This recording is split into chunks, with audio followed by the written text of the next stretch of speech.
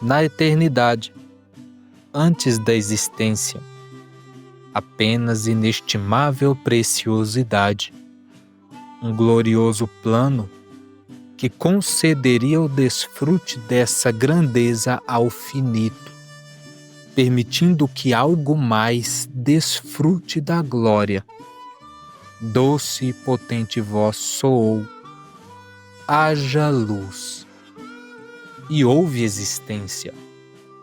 O finito obedeceu à voz que soava, veio a existência, e tudo foi criado. Foi criado o homem, semelhante ao Criador. Mas eis perversa voz entre as delícias de que desfrutava o homem, e caiu aquele que foi formado semelhante ao que o formou. Caiu o homem, obra das mãos de Deus, dando ouvidos ao maligno inimigo, criatura caída, sem redenção, que intentava pôr a perder a glória de Deus. Pobre miserável, nada supera a glória de Deus, pois isso está na Escritura. Eis que ponho em Sião uma pedra angular, eleita e preciosa, e quem nela crer não será, de modo algum, envergonhado. 1 Pedro, capítulo 2, versículo 6. Deus, misericordioso e gracioso que é, quis salvar a humanidade que lhe virou as costas, preferindo ouvir a voz do diabo a obedecer à doce e pura palavra de Deus. E, querendo salvar a criação de suas mãos, Deus escolheu na eternidade, antes de haver criação, antes de haver diabo, antes de haver queda, uma pedra principal, preciosa, para oferecer em sacrifício apaziguador e possibilitar redenção a todos os homens. Porque Deus amou o mundo de tal maneira que deu o seu Filho unigênito, para que todo aquele que nele crê não pereça, mas tenha a vida eterna. Por meio da fé em Cristo, agora nós, com ousadia e confiança, temos acesso à presença de Deus. Pois todos pecaram e carecem da glória de Deus, sendo justificados gratuitamente por sua graça, mediante a redenção que há em Cristo Jesus, a quem Deus propôs no seu sangue como propiciação, mediante a fé, para manifestar a sua justiça. Para os homens serem salvos, fazia-se necessário um perfeito representante, um mediador que estivesse entre Deus e os homens e tivesse o poder de aplacar a ira divina. Por esse motivo, o próprio Deus precisava entregar-se. Nenhum outro ser tem esse poder. E assim Deus, o Filho, reduziu-se à pequenez humana. Deus em corpo de homem, o finito num corpo finito, o eterno num corpo mortal.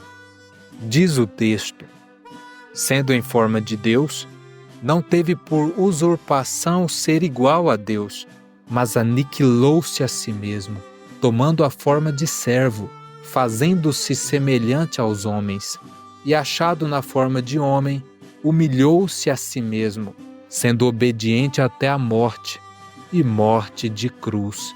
Pelo que também Deus o exaltou soberanamente e lhe deu um nome que é sobre todo o nome, para que ao nome de Jesus se dobre todo o joelho dos que estão nos céus e na terra e debaixo da terra, e toda língua confesse que Jesus Cristo é o Senhor, para a glória de Deus Pai. E em outro lugar diz: nele habita corporalmente toda a plenitude da divindade. Como é doce pertencer a Deus!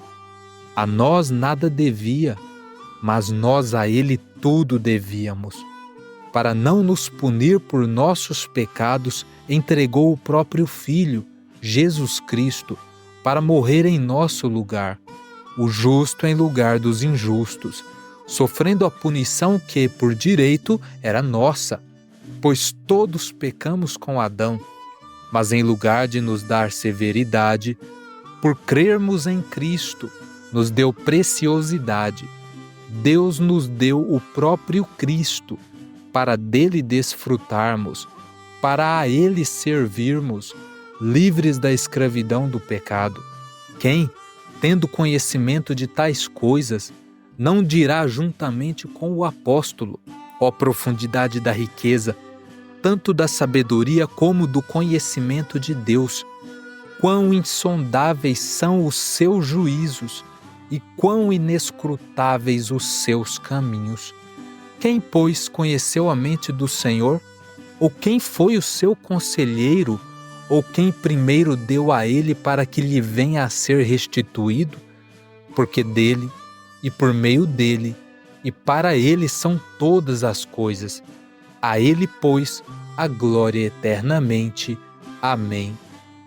Disse o texto sagrado: pedra angular, eleita e preciosa, e quem nela crer não será de modo algum envergonhado. Isto é, todos os que cremos em Cristo, de modo algum sofreremos a condenação eterna. Não seremos envergonhados diante de Deus, porque recebemos o sacrifício santo que Ele ofereceu em nosso favor, receberemos a dádiva de estarmos sempre com o Senhor, bênção em lugar de maldição. Assim, diante de tamanha preciosidade, como poderíamos nos manter inertes? Ora, se cremos na palavra de Deus, que nos ensina tais coisas e nos dá poder para a prática, não devemos responder com fé ao chamado divino? E tal verdade não irá refletir no modo como vivemos? Certamente. Logo, quão dedicado a Deus, quão temente, quão zeloso pelo nome santo, estimar a Cristo como sendo precioso resultará em uma vida santificada, refletirá nos relacionamentos daquele que crê, no trabalho, na escola, nas reuniões da igreja e em toda a prática religiosa. Cristo inevitavelmente afetará toda a vida do crente, e isso é maravilhosamente precioso.